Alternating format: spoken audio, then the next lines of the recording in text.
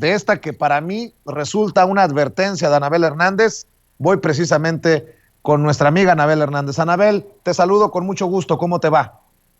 ¿Cómo estás, Vicente? Buenas tardes a ti al auditorio.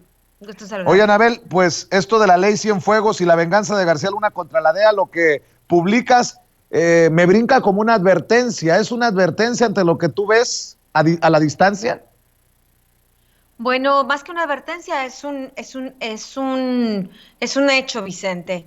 Y escribí esta columna, esta colaboración, en el marco, en el contexto de las investigaciones que he estado realizando, luego de que Salvador Cienfuegos fue liberado por el presidente Andrés Manuel López Obrador, luego de estas gestiones que hizo ante su amigo Donald Trump.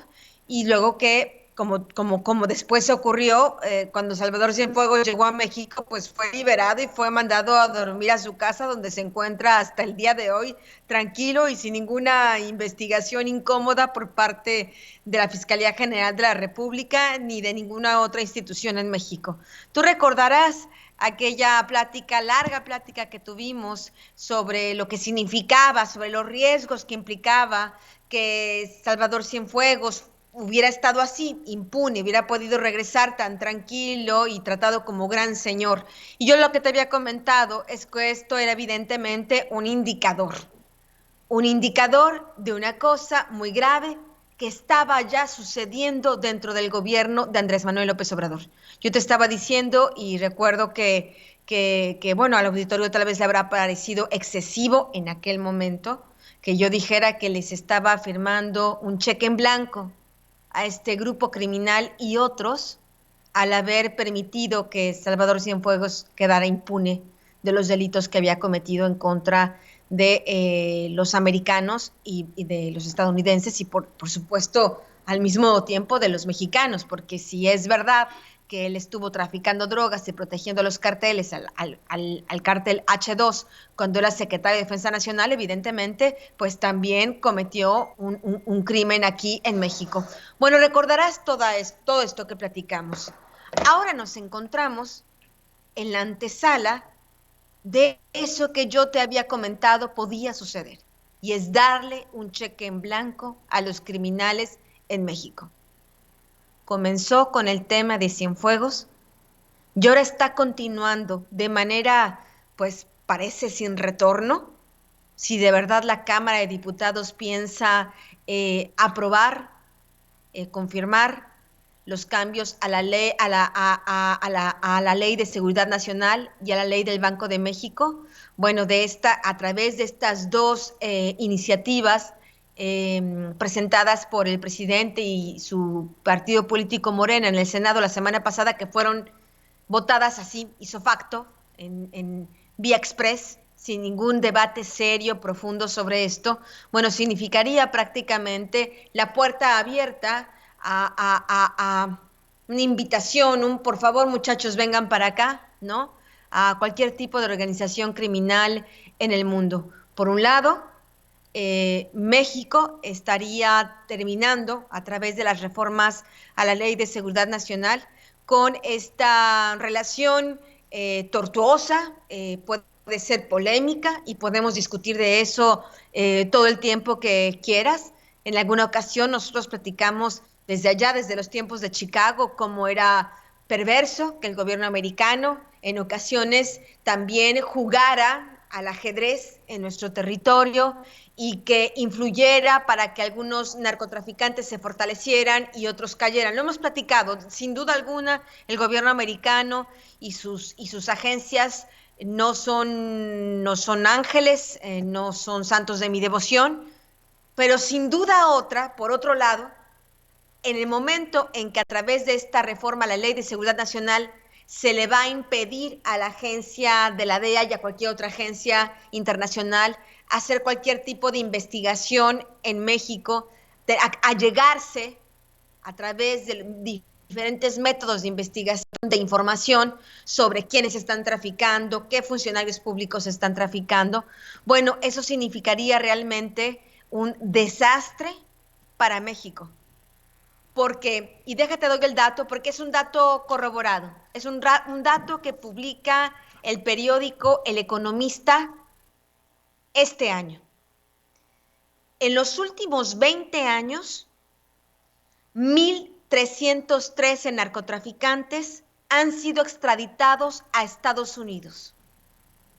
Entre ellos, los más importantes y sanguinarios, Vicente. Estamos hablando de Osorio Cárdenas Guillén, estamos hablando del propio Joaquín Guzmán Loera, el Chapo Guzmán, estamos hablando de Alfredo Beltrán Leiva, estamos hablando de una serie, el propio hijo de Nemesio Ceguera, el Menchito, que acaba de ser extraditado a Estados Unidos. Tan solo el gobierno de Andrés Manuel López Obrador le ha entregado al gobierno de Estados Unidos 89 narcotraficantes. 89 narcotraficantes que, de no haber sido por las investigaciones del gobierno de Estados Unidos, hoy estarían impunes y campantes en México. Porque, como lo hemos platicado durante muchas ocasiones, el sistema judicial, el sistema mexicano en materia de justicia es totalmente colapsado.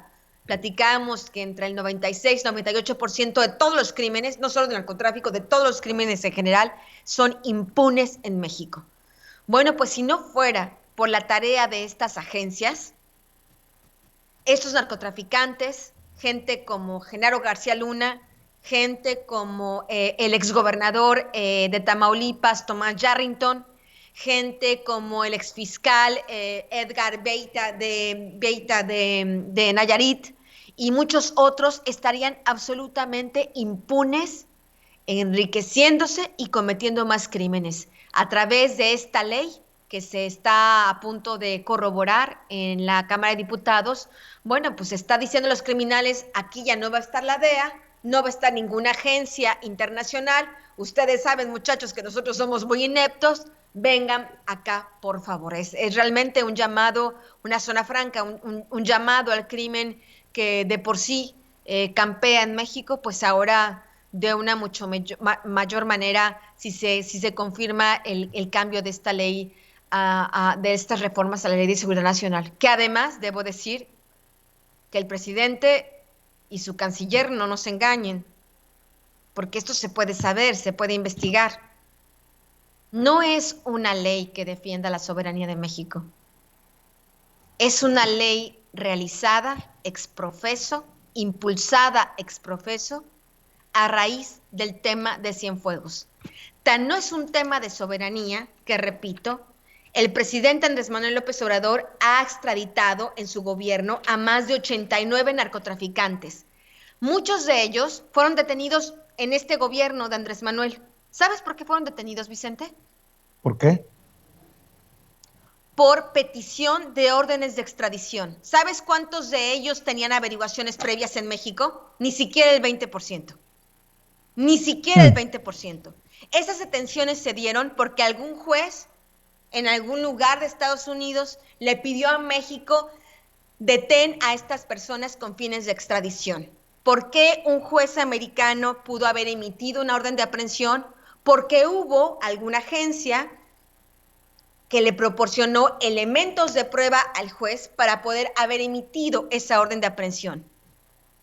Sin esa solicitud de orden de aprehensión, estos narcotraficantes, incluyendo el que decía el propio gobierno de Andrés Manuel López Obrador, que era muy peligroso, incluyendo el Menchito, el hijo del líder del cártel Jalisco Nueva Generación, que el gobierno de Enrique Peña Nieto lo detuvo y el gobierno de Andrés Manuel López Obrador lo entrega sin que tenga siquiera una orden, una averiguación previa en México.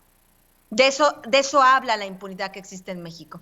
Y por desgracia, y es una desgracia y una vergüenza, que tengan que ser agencias internacionales las que tengan que hacer el trabajo de justicia.